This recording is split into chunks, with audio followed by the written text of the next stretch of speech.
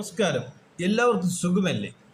ഒരു ക്രിക്കറ്റ് പരിശീലന കേന്ദ്രത്തിൽ നടക്കുന്ന കോച്ചും കളിക്കാരനും തമ്മിലുള്ള വാഗ്വാദമാണ് കോമഡി രൂപത്തിൽ ഞാൻ അവതരിപ്പിക്കുന്നത്. കോച്ച്: താൻ എന്താടോ ഒരു ഓവറിൽ 12 പന്ത് എറിയുന്നത്? കൂടുതൽ ഓവറാക്കല്ലേ? നിന്റെ മിഡിൽ സ്റ്റമ്പ് ഞാൻ തെറിപ്പിക്കും. വേറെ കളിക്കാരെ എനിക്ക് ഇറക്കാൻ അറിയാഞ്ഞിട്ടല്ല. പ്ലെയർ: സർ, ഞാൻ വെറും 6 റൺസ് മാത്രമേ വിട്ടുകൊടുത്തിട്ടുള്ളൂ. മറ്റവൻ്റെ മിഡിൽ സ്റ്റമ്പല്ലേ സാറ് നോക്കേണ്ടത്? എനിക്ക് സൗന്ദര്യം കൂടിപ്പോയത് എൻ്റെ തെറ്റാണോ, അതോ സാറിൻ്റെ കോങ്ങണ്ണിൻ്റെ പ്രശ്നമാണോ? കോച്ച്: കളിച്ച് നീ ഒരു സിലിണ്ടർ ഇളക്കാൻ നോക്കല്ലേ. 6 പന്ത് കൂടുതൽ എറിഞ്ഞിട്ട് വേദപുസ്തകത്തിൽ നോക്കി രാമായണം പറയുന്നോടാ. പ്ലെയർ: സാറേ, ഞാൻ ക്രിസ്ത്യൻ ആണെങ്കിലും ഹനുമാൻ്റെ വലിയ ഫാനാണ്.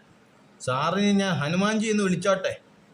ഹനുമാൻ്റെ അത്രയും വരത്തില്ലേലും സാറിന് ഒടുക്കത്തെ ഗ്ലാമറാണ്. നീരാളിക്ക് ലിപ്സ്റ്റിക് ഇട്ടതുപോലെയാണ് സാറിൻ്റെ സ്വഭാവം. കോച്ച്: നിർത്തടാ നിന്റെ വളിച്ച തമാശ. മൊട്ടയിൽ നിന്ന് വിരിഞ്ഞിട്ടില്ല ഓഞ്ഞ മോന്തക്കാരൻ. അതിനു മുമ്പേ ഗർഭത്തിൽ വരവറിയിച്ചവനല്ലേടാ നീ. നിന്റെ എല്ലൊടിച്ച് ഞാൻ നിന്റെ പട്ടിക്ക് തിന്നാൻ കൊടുക്കും. നിന്റെ മിച്ചമല്ല നക്കി പാട്ടും പാടി നായ്ക്കൾ എന്നോട് നന്ദി പറയും. ഊഹൂന്ന്. പ്ലെയർ: ആരോട് സാറേ? നിങ്ങൾ രണ്ടും ഒരു കുടുംബക്കാരാണല്ലോ, ചേരുംപടി ചേരും. കോച്ച്: നീ ഒത്തിരി ഒന്നും കളിയാക്കണ്ടടാ. നീ ആരാന്നാ നിന്റെ വിചാരം? നേപ്പാളിയോ എരപ്പാളിയോ? നിന്റെ കണ്ടകശനി ഞാൻ ശനിദശയാക്കും. നീ സ്വയം കുനിഞ്ഞ് മാപ്പ് മാപ്പ് എന്ന് എന്നോട് പറയും. കെഞ്ചും, കാല് പിടിക്കും, ഉരുണ്ട് മറി, പെടഞ്ഞ്. അപ്പോൾ ഞാൻ ആലോചിക്കാം മാപ്പാക്കണോ എന്ന്. എന്ത് പറയുന്നു? പ്ലെയർ: സാറിൻ്റെ അച്ഛൻ്റെ അരഞ്ഞാണ് ഞാൻ പൊട്ടി. ജീവിതം നായി നക്കി തരും. ഊതറ തറവാട്ടി കിടന്ന് അട്ടയുടെ കടിയിട്ട് മ്യാവ് മ്യാവ് എന്ന് വിളിപ്പിക്കും. സാറിന് കക്കൂസി പോയുള്ള പരിചയമല്ലേ ഉള്ളൂ, നക്കി ശീലമില്ലല്ലോ.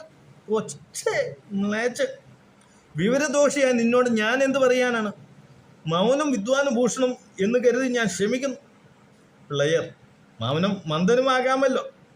വയറ്റിലേക്ക് എന്ത് കയറ്റിയാലും വയറ്റിൽ നിന്ന് പോകണമല്ലോ. ഈ നിയമം സാറിനും ബാധകമാണ്. നിയമവിരുദ്ധമായി എന്ത് ചെയ്താലും നിയമം നിഷേധിക്കൂ. നീതിരഹിതമായ അനുഭവം സഹിക്കേണ്ടി വരും. അത് വിധിയാണ്, അവൻ്റെ നിധിയാണ്. നാറി നായിൻ്റെ മോൻ നക്കി തീർക്കേണ്ടി വരും. കേട്ടോടെ നായിൻ്റെ പട്ടി മകനെ. സാറിൻ്റെ മകനുണ്ടല്ലോ ആ നാറി, സാറിൻ്റെ വിളഞ്ഞ വിത്ത്. സാറ് തന്നെയാണ് അവനെ പ്രസവിച്ചത്. എത്ര കൃത്യമായാണ് സാറിന് പറിച്ചു വെച്ചതുപോലെ അവൻ സുന്ദരമായ സ്റ്റമ്പുകൾ ഒടിക്കുന്നത്, ആരും പറയാതെ തന്നെ. അവസാനം അപ്പനും മോനും കൂടി ഒരു കുടം കിട്ടും സെല്ലിൽ. രണ്ടുപേരും കുനിഞ്ഞിന്ന് ലെഫ്റ്റും റൈറ്റും നോക്കി പരിപാടി നടത്തിക്കൊടണം. പിന്നെ സൂക്ഷിച്ചോളണം, ഒരു തുള്ളി പോലും താഴെ വീഴാന്ന് നോക്കണം കേട്ടോ.